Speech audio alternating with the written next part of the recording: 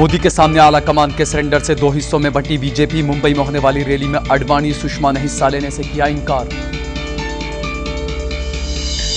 Petrol की बढ़ी कीमतों पर वजीर आजम से जयपाल रेड्डी ने की मुलाकात। दिल्ली हुकूमत वैट हटाकर अवाम को दे सकती है थोड़ी सी राहत। और पाकिस्तान को दी जाने वाली इमदादी रकम में अमेरिका ने की तखफीफ। आदाब नाजरीन, खैर मकदम है आपका उर्दू खबरनामे में। मैं हूं सहल रज़ाक। सबसे पहले बात करते हैं बीजेपी के कौमी मजलिस से आमला की।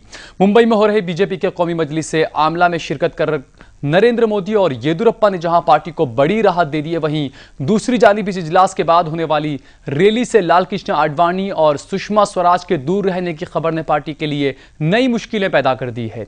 हालांकि रैली में आडवाणी के शामिल न होने का प्रोग्राम पहले से तय था, लेकिन खबर यह भी आ रही है कि आडवाणी पार्टी के कई फैसलों से नाराज हैं। वहीं सुषमा के बारे में भी कुछ इसी तरह की खबरें आ रही है। हम आपको बता दें कि जो कौमी मजलिस आमला का जो इजलास खत्म होना है, उसके बाद में एक रैली का प्रोग्राम जो है वो एक रैली मुनाकिद की गई। इस रैली में जो है वो लालकृष्ण आडवाणी जो कि बीजेपी सीनियर रहनुमा लालकृष्ण आडवाणी और सुषमा स्वराज जो है वो हिस्सा नहीं लेंगे। यह खबरें आ रही है, यानी यकीनन यहां पर मुश्किलें यहां पर बीजेपी आला कमान की बढ़ती हुई नजर आ रही है। उधर दूसरी जानिब पार्टी आला कमान से नाराज चल रहे कर्नाटक के साबिक वजीर आला बीएस येदियुरप्पा ने आज मुंबई पहुंचते ही पार्टी को मुश्किलों में डाल दिया है। दरअसल येदियुरप्पा ने आडवाणी को एक तरह से पीएम इन वेटिंग की फहरिस्त से बाहर करते हुए कहा है कि गुजरात के वजीर आला नरेंद्र मोदी को 2014 के लोकसभा इंतखाबात में वजीर आजम के ओहदे का उम्मीदवार बनाया जाना चाहिए। हम आपको बता दें कि नरेंद्र मोदी जो है वो पिछले कई महीनों से गुज़िश्ता के एक लंबे वक्त से जो है वो आला कमान से नाराज चल रहे थे और कई ऐसे अहम प्रोग्राम थे बीजेपी के जिसमें वो हिस्सा नहीं ले रहे थे। लेकिन गुज़िश्ता दिनों बीजेपी सदर नितिन गडकरी ने जो है वो नरेंद्र मोदी से बातचीत की और आखिरकार जो है वो मसला जो कुछ भी था उसको सुलझा लिया गया। उसके बाद नरेंद्र मोदी जो है वो मुंबई में बीजेपी के जो कौमी मजलिस आमला का जो इजलास था वहां पर पहुंचे, वहां पर हिस्सा लिया।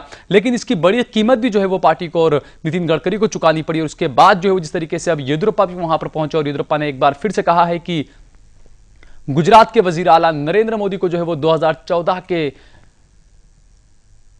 वजीर आजम के उम्मीदवार के तौर पर जो है वो आगे करना चाहिए। यानी यकीनन इस जिस तरीके का जो बयान येदियुरप्पा ने दिया है, इसे लेकर भी यहां पर अब पार्टी की मुश्किलें जो है वो थोड़ी सी बढ़ सकती है, क्योंकि जिस तरीके से उनका जो बयान आया इससे यकीनन ये लगता है कि लालकृष्ण आडवाणी की एक तरह से उन्होंने किनारा करते हुए ये बयान दिया है।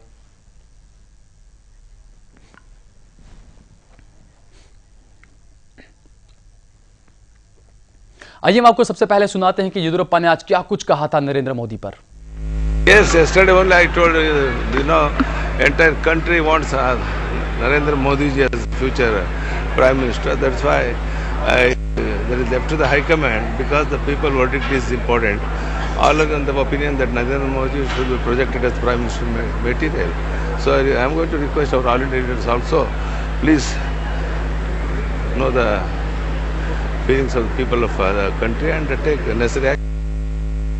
हम आपको बता दें कि नरेंद्र मोदी और येदियुरप्पा सबसे पहले खबरें यहां आ रही थी कि दोनों ही नेता जो है वो इस इजलास में हिस्सा नहीं लेंगे, लेकिन नरेंद्र मोदी को भी मना लिया गया। और उसके बाद येदियुरप्पा भी आज जो है मुंबई पहुंचे और पहुंचने के बाद साफ साफ कहा है येदियुरप्पा ने कि उनकी आला कमान से किसी भी तरह की कोई डिमांड नहीं है।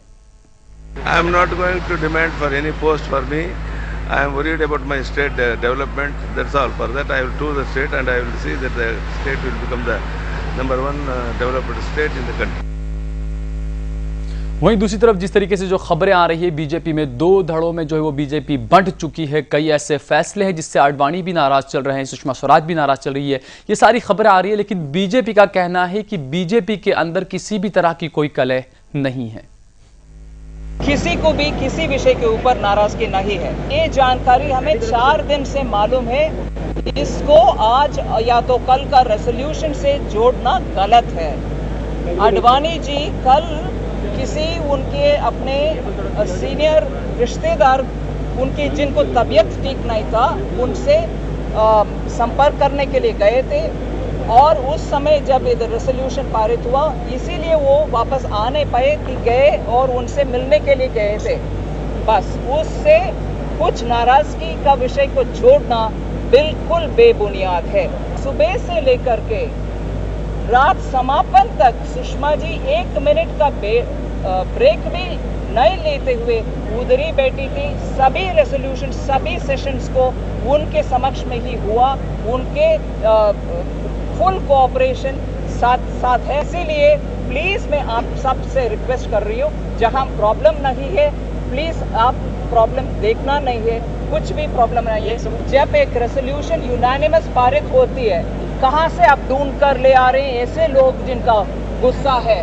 कोई किसी का गुस्सा नहीं है। ये रेजोल्यूशन पूरे यूनानिमस तरीके से अच्छा सा माहौल में पारित हुआ।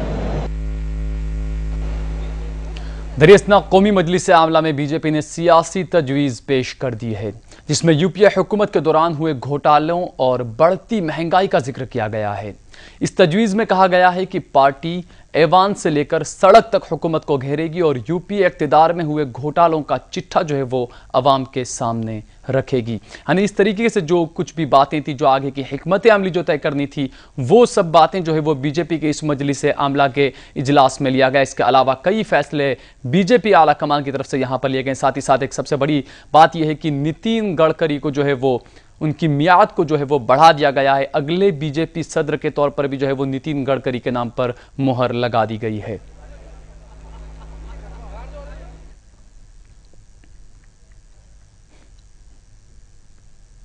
फिलहाल लेते हैं एक छोटा सा ब्रेक के बाद लौटेंगे तो देखेंगे कुछ और खबरें। देखते रहिए JN न्यूज़।